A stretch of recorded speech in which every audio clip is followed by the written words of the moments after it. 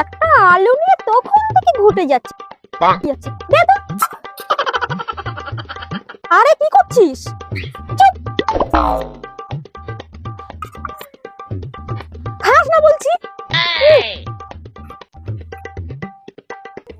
টেস্টটা না কেমন একটা লাগছে। একটু আগে যেটা খেলাম সেরকম না, একটু অন্যরকম লাগছে। হয়েছে শান্তি, তোর যে এত তাড়াতাড়ি ভগবানের কাছে যাওয়ার আছে সেটা তুই আমাকে আগে বলবি তো নাকি? মানে মানেটা হলো তুই তো দুদিন ধরে বলছিস তোর জামা কাপড় ইঁদুরে কেটে দিচ্ছে, বাড়িতে খুব ইঁদুর হয়েছে, তাই তো আমি আলুর দমের মতো ইঁদুরে বিষ মেশাচ্ছিলাম, আর তুই সেটা নিয়ে খেয়ে নিলি।